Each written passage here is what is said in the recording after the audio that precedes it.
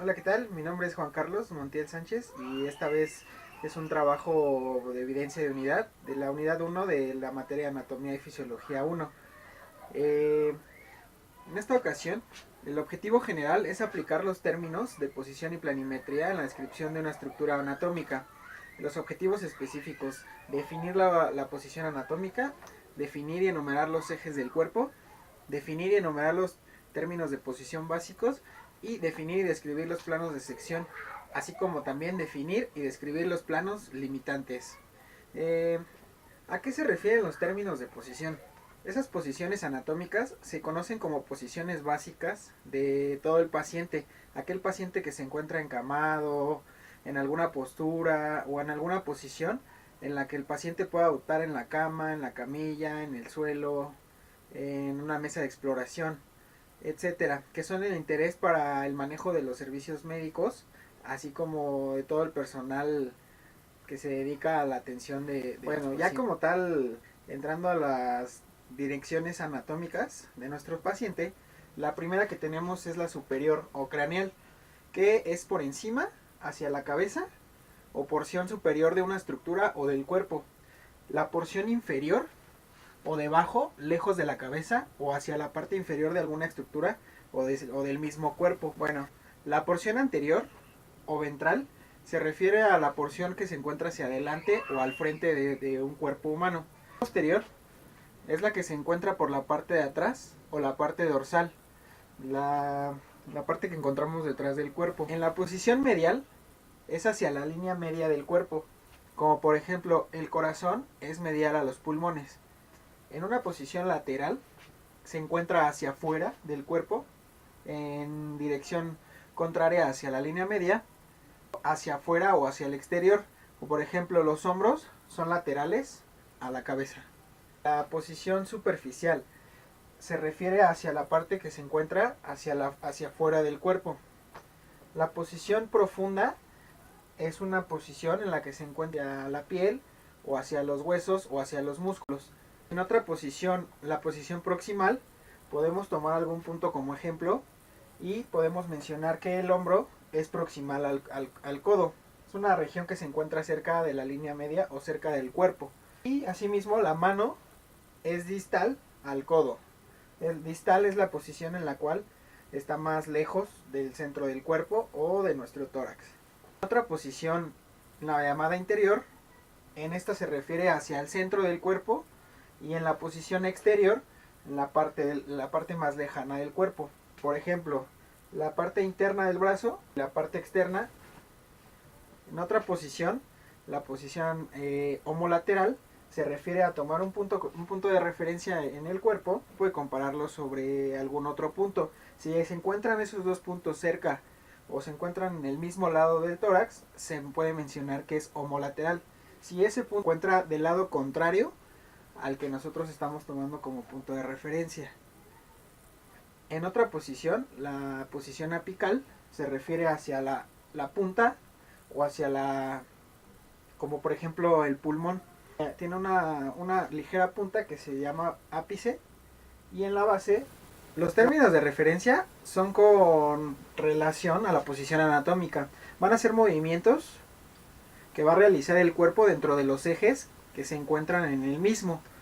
Como por ejemplo la flexión va a ser en el eje frontal, va a ser la disminución del ángulo entre dos segmentos adyacentes, como puede ser esto. Esta es una flexión del brazo con respecto a la extensión. Flexión, extensión. La extensión sería el aumento del ángulo entre dos segmentos adyacentes, igual en el eje frontal. La abducción es la separación lateral de un segmento tomando como eje el cuerpo. Esta va a ser en el plano sagital. Asimismo, la aducción es el acercamiento de un segmento tomando como referencia el eje del cuerpo. Van a ser ambos sobre el eje sagital. Abducción, aducción. Ahora, otro movimiento se llama circunducción. Combina dos o más movimientos fundamentales y no es considerado, por tanto, un movimiento fundamental de una articulación. En este caso, El movimiento de circunducción es así. Circunducción. Otro movimiento son los movimientos de rotación. Estos van a ser en el plano horizontal. Movimiento de rotación. Otros movimientos, como son el de supinación y pronación. Supinación es la rotación de la mano hacia arriba. Esto va a ser en el eje longitudinal. Asimismo, la pronación es la rotación de la mano hacia el interior o hacia abajo y va a ser en el eje longitudinal. Supinación, pronación. Ahora, en la inversión va a ser la elevación del borde interno del pie. Va a ser en el eje longitudinal. Y la eversión es la elevación del borde externo del pie, en el eje longitudinal. Inversión, eversión. Inversión, eversión. Otro movimiento con referencia a la mandíbula sería retrusión y protrusión. La retrusión sería el movimiento posterior y la protrusión sería el desplazamiento hacia adelante o hacia anterior. Otro movimiento es el de oposición y reposición. Este movimiento va a ser en relación hacia la mano, referencia al pulgar. Oposición, reposición. Ahora explicaré las líneas del tórax. Estas líneas se utilizan para describir alguna posición en nuestro plano o en nuestra posición anatómica. Se utilizan para alguna referencia en cuanto a la posición en alguna estructura anatómica o algún órgano. La primera línea sería la línea media anterior.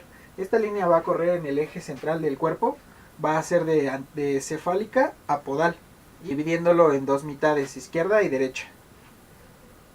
Las líneas externales o externales laterales van a ser con relación al esternón. Se van a encontrar muy cerca de él, en el plano medio. Las líneas paraesternales se van a encontrar a los costados del esternón. Las líneas medioclaviculares van a correr en un eje y van a dividir al cuerpo en dos mitades desiguales. Las líneas mamarias va a ser una línea que corre de arriba hacia abajo o de cefálico a podal y va a correr sobre un eje del cuerpo dividiéndolo en dos mitades, izquierda y derecha. Las líneas axilares anteriores es igual a una línea imaginaria que corre de la posición cefálica a la posición caudal y va a tomar como referencia la línea axilar anterior. La línea axilar media y la línea axilar posterior. Algunas otras líneas se toman en cuenta para la división del abdomen. Estas líneas van a ser imaginarias y van a ser con fines clínicos para la descripción de algún dolor, algún tumor, alguna incisión que se pueda realizar en el abdomen. Se divide en regiones que se definen por esas líneas imaginarias en la superficie de la pared anterior del abdomen. Ahora, en cuanto a las líneas del abdomen, unas líneas imaginarias que se forman cuando nosotros queremos realizar alguna ubicación en nuestro paciente. La línea media, ya la había explicado anteriormente, pero es la línea que corre de un eje superior a un eje inferior, dividiendo al cuerpo en dos mitades. La siguiente línea imaginaria sería la medioclavicular, una línea que igualmente corre de superior a inferior, dividiendo al cuerpo en dos mitades desiguales. La línea media transpilórica es esa línea que corre en un plano horizontal o en un plano transversal a la altura de L1, dividiendo el cuerpo en dos mitades, superior e inferior.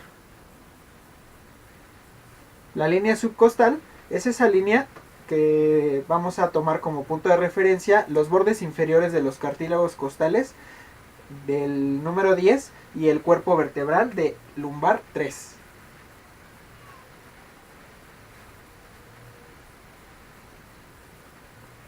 En el plano intertubercular vamos a tomar como referencia las tuberosidades de las crestas ilíacas y la parte superior del cuerpo del L5 o de la lumbar 5.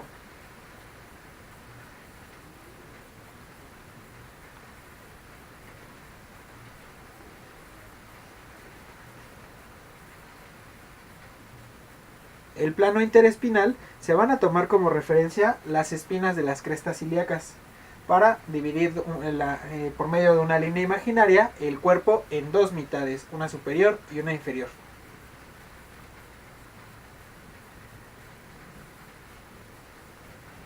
Ahora, mediante estas líneas se forman 9 cuadrantes del abdomen, tomando como punto de referencia esas líneas imaginarias que nosotros marcamos anteriormente. Se forman 9 cuadrantes, de los cuales el primero es el mesogastrio, superior sería epigastrio, el inferior hipogastrio, los dos bordes que se encuentran por debajo de las costillas, los dos lugares que se encuentran por debajo de las costillas se llamarían hipocondrio, tomando como punto de referencia izquierda o derecha. Los cuadrantes que quedan serían los flancos, izquierda y derecha, y los otros cuadrantes que nos sobran serían las fosas ilíacas, derecha e izquierda. Bueno, docente, esto ha sido todo. Son las líneas imaginarias y las posiciones anatómicas y los tipos de movimiento que podemos generar en nuestra posición anatómica o en algún cuerpo humano que podamos atender y tomar como puntos de referencia para nuestras futuras evaluaciones y nuestras futuras atenciones.